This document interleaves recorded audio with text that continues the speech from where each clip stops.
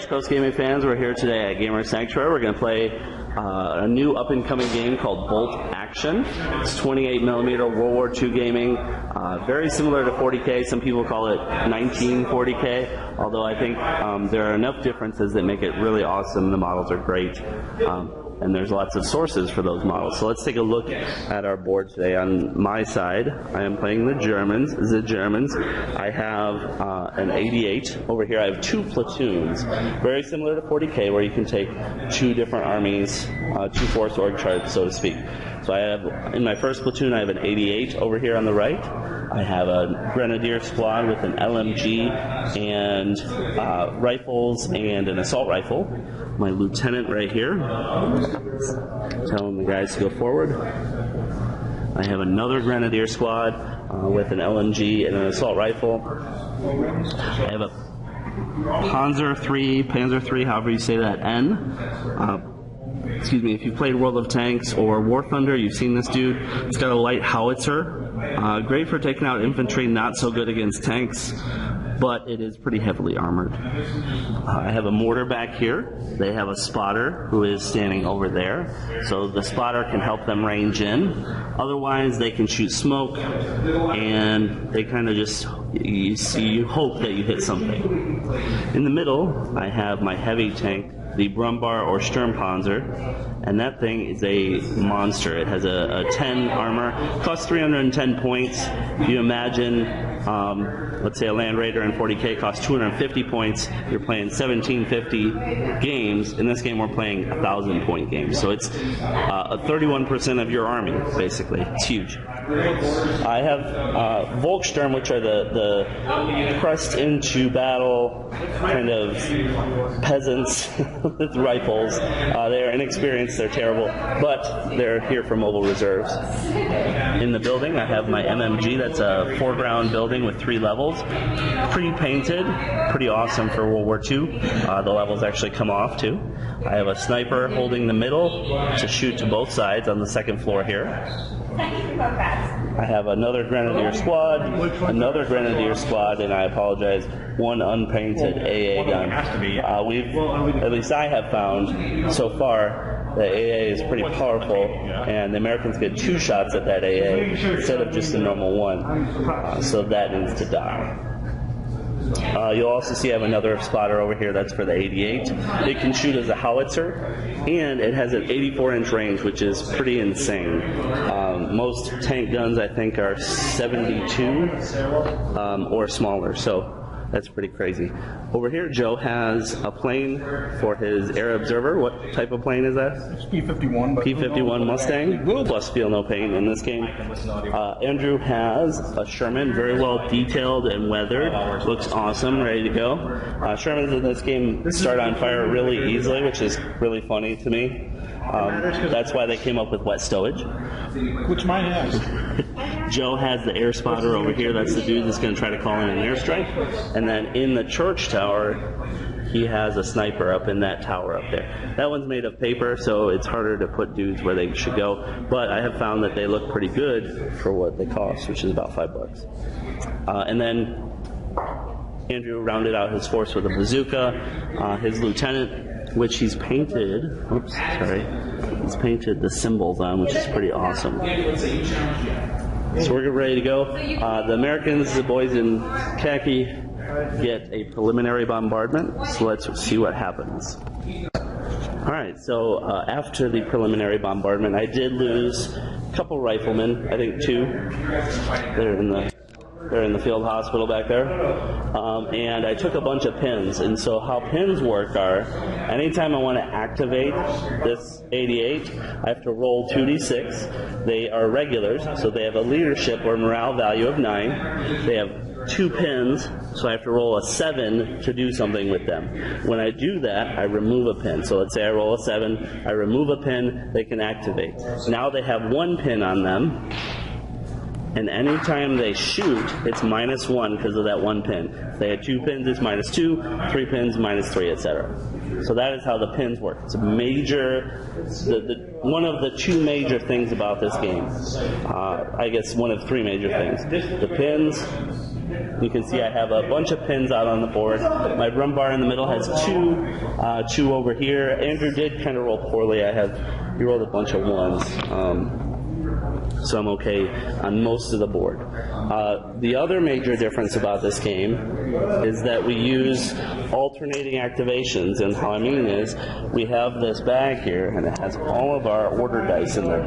You don't have to use order dice. You could use beads or pennies or whatever you want, chits, but they have the olive khaki, and I have the gray dice in here. What we do is we pick them up, and then we pull a die.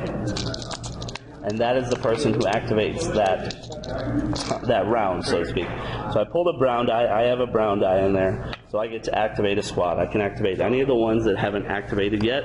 You'll notice on here they say different things. So run, fire, down, ambush, rally, and etc. So there's all kinds of different things that you can do. Advance. If you advance, you can move and then shoot. So there's all kinds of different things you can do. And again, you have to pass your order mechanic. The last mechanic that differentiates this game the most is you have modifiers to hit. You don't have cover saves. So if someone's in soft cover, it goes from a 3 to a 4. If they're over half range, it goes from a 4 to a 5. If you moved before you shoot, you need a 6 to hit because it goes from a 5 to a 6, and so on and so forth. So let's get through turn 1, and then we will have a status update. Okay, so we finished turn 1. There isn't a bottom or top because obviously alternating activations.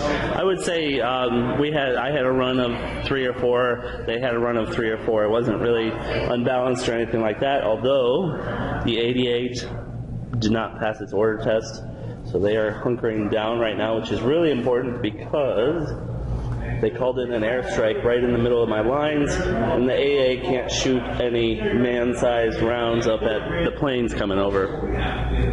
I do have this AA gun with no pins on it. I did advance a little bit over here to get away from the airstrike. I moved up my mortar observer, and he got shot by Andrew's dudes coming onto the board. His Sherman moved up, put out a pin, and then got pinned by my AA gun. Volkssturm are hugging the ground as well. They failed a morale check. My 2 tanks advanced up to the middle of the board, shot some rounds up at the church and missed. On the right flank, all of my forces moved up. In the back over here, all the American reserves came on, rather the first wave. So you have some teams up here. That's the sniper team, the leadership. You can see Joe has his lieutenant's bar painted on there. Some infantry squads, bazooka, ready to come up and shoot. And then Andrew's infantry squads came on as well. And Andrew's excellently painted lieutenant right there.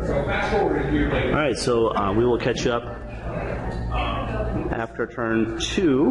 We'll see if the airstrike actually materializes. Okay, so we finished turn 2. I was really worried about the AA coming in, and actually Joe rolled an amazing 1. We determined that the decals missing on his plane confused him, and he strafed his own dudes. Didn't do a whole lot of damage, but took out his air observer, put some pins down. He had a first lieutenant over there to get his guys back in the fight, so it really didn't do a whole lot, although I was happy that it didn't do much to me. Over here, you can see Andrew and Joe are pushing up my left flank, doing a great job. The Sherman came up. I did a pin or 2 to it from the AA gun. It's a 37 millimeter, so it can do some anti-tank.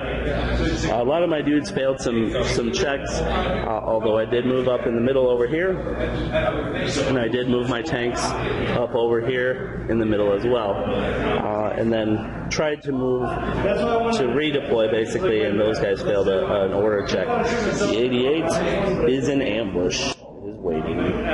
Sniper died. Oh yes, Joe sniped my sniper with his sniper, and there wasn't a whole lot of other damage really. I missed a lot of shots, and they ran a lot. So let's see what happens. Turn 3. Alright, so we just finished turn 3. The boys from America have avoided the 88. The Shermans are coming on this side.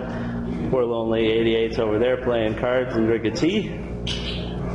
I am trying to redeploy over to the left as quickly as possible. A couple failed orders didn't really help me out. The howitzers have missed coming up, but they are advancing across the field, so let's see what happens.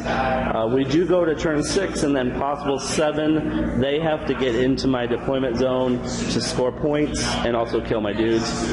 I have to kill their dudes, so they're doing a better job of that right now. They've taken a couple units off the board. Let's see what happens here.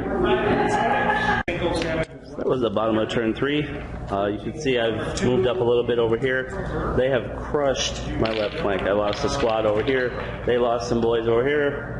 And I really don't have a whole lot to reply. I don't have any Panzerfaust, so his tanks are just moving unopposed over here. I can shoot him with the howitzers, but I don't know what it's going to do. So we'll see there. I do have my reinforcements coming up over here, and the 88 is still lonely. And Joe moved his squad over here, so let's see what they can do. All right, turn forward. All right, so that was the end of turn 5. I may have said it incorrectly earlier. You can see the Americans have pushed up quite a bit on the left flank. They took out my AA gun. They took out a squad over here. They took out a squad up here.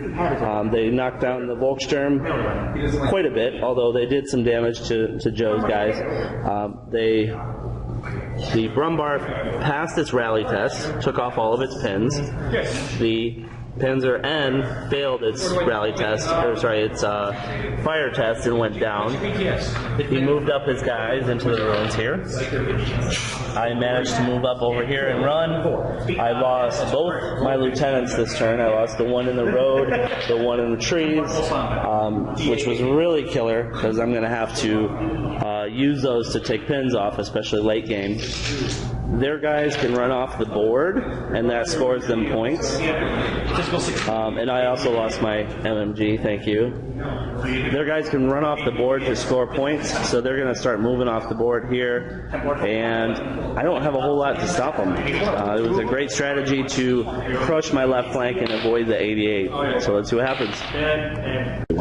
Okay, so bottom of turn 6, everything's done. They moved a bazooka team off. They moved 2 of these squads into my deployment zone and a lieutenant. The Brumbar finally activated, killed a bunch of infantry, killed a squad over here. The Panzer 3N failed to activate this turn, and then I had some guys move up on the right, start shooting. I lost a lot of dudes this turn. It was just a cascade. Last turn I lost a lot. This turn I lost a lot. 88 failed to hit at all this game. So it was. This is probably.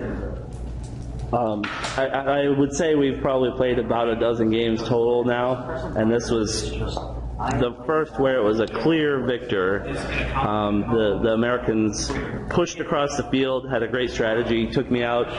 The Shermans were unopposed. I didn't have any Panzerfaust. So we will see what happens next turn. Next game, I was really scared of the air, and they didn't use the air to take me out this game. So, from Gamer Sanctuary, we will end tonight's game and keep an eye on our channel for more Bolt action in the near future. This game is blowing up. Later, guys.